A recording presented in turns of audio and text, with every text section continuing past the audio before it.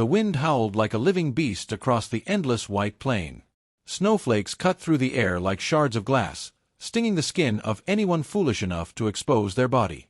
At -40 degrees Fahrenheit, the world was not just cold, it was merciless. A person could freeze to death in minutes if they weren't prepared.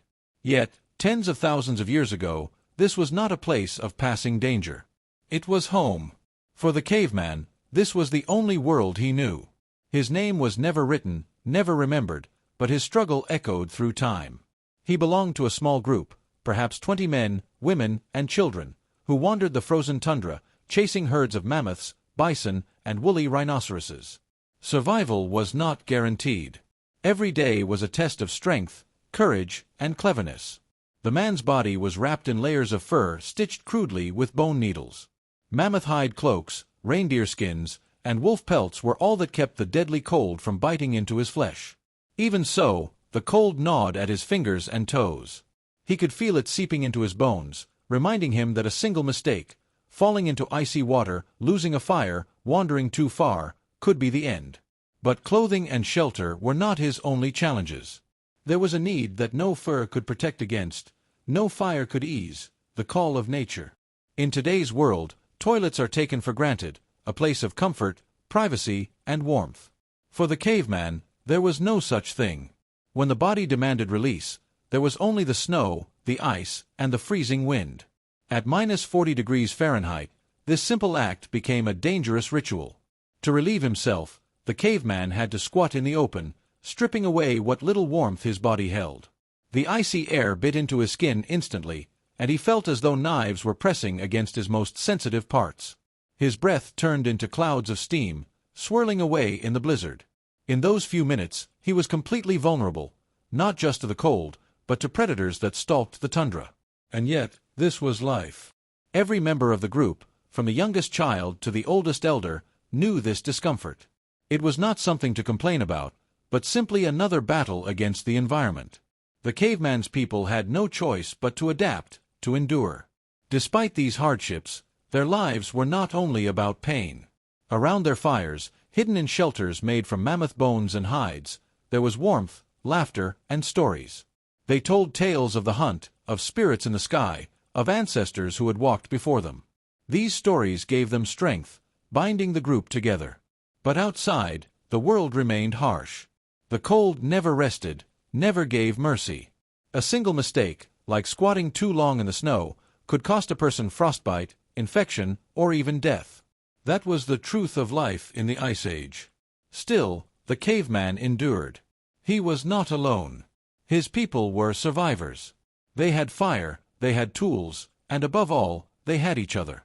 Against the frozen world, that was enough, at least for now. The Ice Age was not a season.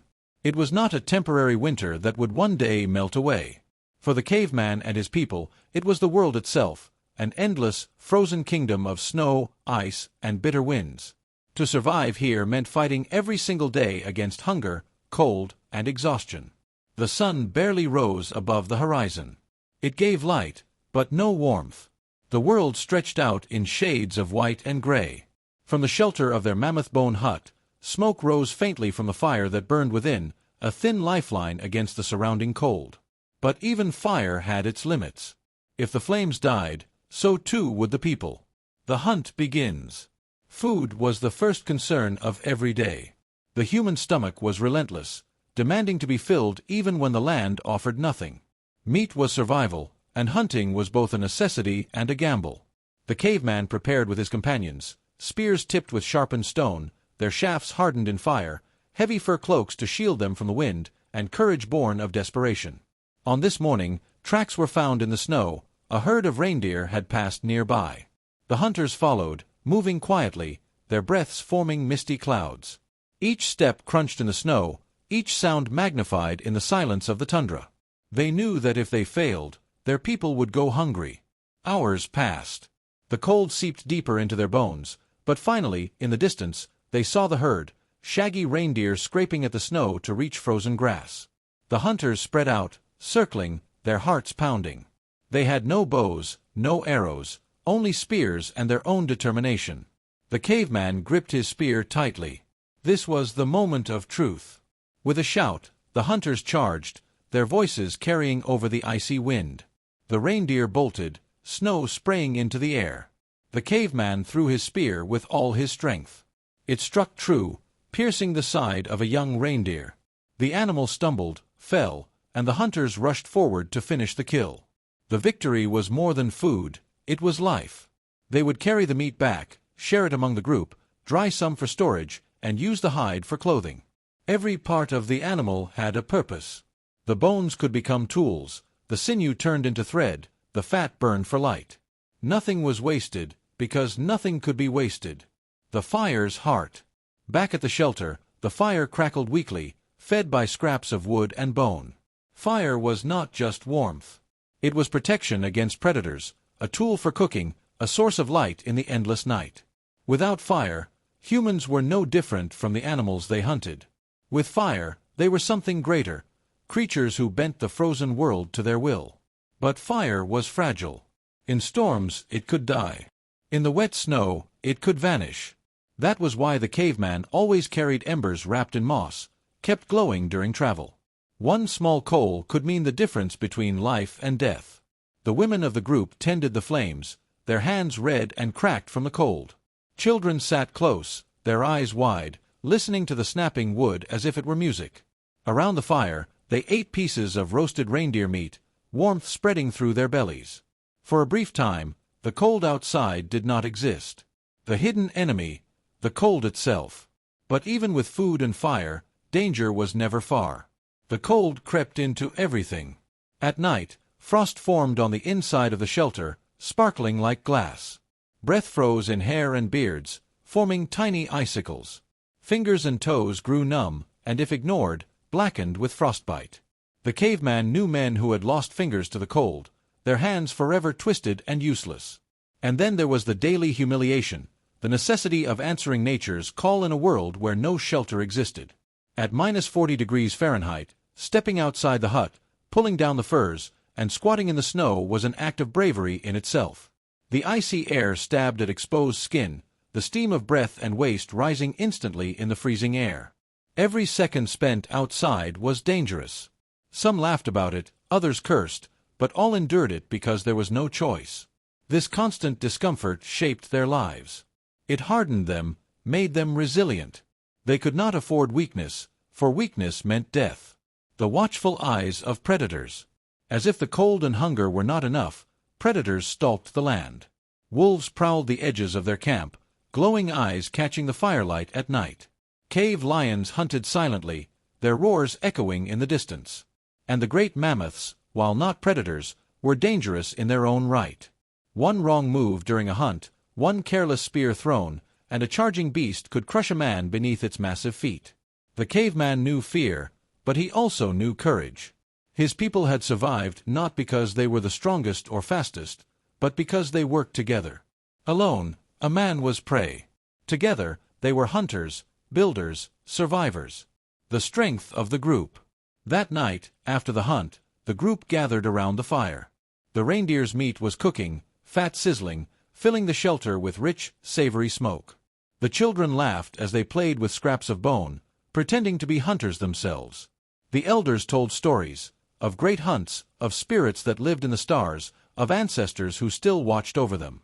The caveman listened, his body aching from the day's struggle, his stomach full for the first time in days. Despite the cold pressing against the walls of the shelter, despite the howling wind outside, he felt safe. The fire burned, the group was together, and for one night at least, they had beaten back the frozen world. Tomorrow would bring new struggles, more hunts, more cold, more danger. But tonight, there was warmth, food, and family. That was enough. The Ice Age was merciless, but the caveman and his people were learning something powerful. To survive, they had to endure not just the cold, not just the hunger, but every small struggle that life threw at them. And they would endure. The Ice Age did not care about the hopes or fears of men. The blizzard swept endlessly across the tundra, the temperature remained cruelly low, and the land gave nothing freely. For thousands of years, this frozen world was a battlefield where only the strong, clever, and united could survive. And yet, despite all odds, humans did not vanish. They endured. They adapted. They grew stronger. The caveman, sitting close to the flickering fire, understood this truth every single day. His body ached from hunting, his skin was cracked from the cold, and his belly was never truly full. But in his eyes burned a spark that no storm could extinguish, the will to live. That will was not just his alone. It was shared by every member of his group, by his children, his companions, and his ancestors who had walked the earth before him. Learning to outsmart nature. Humans could not outmatch the mammoth in strength, nor the cave lion in speed. They could not survive the cold with fur alone. But they possessed something greater, the mind. The caveman's people learned to build better shelters. At first, they huddled beneath crude lean-tos made of branches and hides. But over time, they discovered sturdier homes, domes built from mammoth bones and tusks, covered in thick skins, insulated with moss and snow. Inside, the heat from the fire reflected off the hides, keeping the air warm enough to survive even at -40 degrees Fahrenheit. They learned to make fire in new ways, carrying embers from camp to camp, striking flint against stone to create sparks, using dried grass as tinder. Fire was no longer a gift from lightning but a tool in their hands. With fire, they cooked meat, softened hides, and lit the darkness. Stone, once just a weapon to throw, became shaped into blades, scrapers, and spear points. Bones became needles for sewing. Antlers became hooks for fishing. Every discovery gave them another advantage in the endless fight against the cold. The caveman himself wore clothes far more advanced than the generations before him. His furs were stitched tight, layered with care, and tied with sinew. Around his feet, soft hides stuffed with grass kept him warm even when the snow tried to claim his toes. It was not perfection, frostbite still lurked, but it was survival. The struggles within. But survival was not just about tools and fire. It was about people. Humans depended on each other in a way no other predator did. Alone, the caveman would not last a week. Together, his group could face the frozen world with confidence. Yet unity was fragile. Hunger made people desperate. The cold made them angry. Disagreements flared over food, over who hunted and who stayed by the fire, over who risked their life and who stayed safe. The caveman knew these arguments well. He had seen men fight over scraps of meat, had seen families torn apart by jealousy. And yet, despite these cracks, they always came back together. They shared because they must. They trusted because they had no choice. A child could not survive without adults. Adults could not survive without hunters. Hunters could not survive without fire tenders. The chain of life was unbreakable, and everyone played their part. The invisible threats. Not all dangers came from beasts or storms. Illness was a silent enemy. A simple cough in the cold could become death. A small wound from a sharp stone could fester into infection. Without doctors, without medicine, the people relied on knowledge passed from elders, herbs, rituals, and rest. Some survived. Many did not. The caveman had lost friends this way. He remembered burying a fellow hunter beneath a mound of stones, the man's body wrapped in hides. There were no graves, no markers, only memory. But even memory was fragile in this world. The snow erased tracks, the wind erased names, and only the stories kept them alive in spirit. The spirit of the hunt. Despite the losses, life went on. The hunt was both duty and ritual, the moment when humans proved they could challenge the giants of the Ice Age. Each hunt carried danger, but each success carried hope. Once, the caveman stood before a massive mammoth. The beast towered above him, its tusks curved like crescent moons, its body covered in thick wool. To kill it was almost unthinkable, yet his group needed the meat, the fat, the hide. They worked together, shouting, throwing spears, driving the beast toward a pit they had dug. The earth trembled beneath its feet as it fell, roaring in rage. That day, the group feasted. They sang songs around the fire, their faces lit by flames, their bellies full. 4 weeks afterward, they lived on mammoth meat, clothed themselves in mammoth hides, and burned mammoth fat for light. The spirit of the hunt was not only survival, it was triumph. In those moments, the caveman felt not like prey in a frozen land but like a conqueror. Why they endured. Other creatures of the Ice Age, saber-toothed cats, woolly rhinoceroses, giant sloths, would one day vanish, unable to adapt to the changing world. But humans endured. They endured because they learned, because they remembered, because they passed knowledge from parent to child, from elder to youth. The caveman did not know it, but he was part of a story much larger than himself. Every fire lit in the snow, every hut built from bones, every hunt against impossible odds was a step toward the future. His children would learn from him. Their children would learn from them. Slowly, painfully, humanity would climb from the frozen tundra to new lands, warmer lands, building villages, then cities, then civilizations. But in this moment, none of that mattered to him. What mattered was today, the fire that burned beside him, the food in his belly, the warmth of his furs, and the presence of his people. That was all survival was, living one more day, then another, until the days became generations. The unbreakable flame. Outside the shelter, the storm howled again, snow blowing across the frozen plain. The mammoth bone hut creaked under the weight of ice. But inside, the fire burned steadily. Children slept close to their mothers. Hunters sharpened their spears. The caveman stared into the flames, his mind filled with both fear and hope.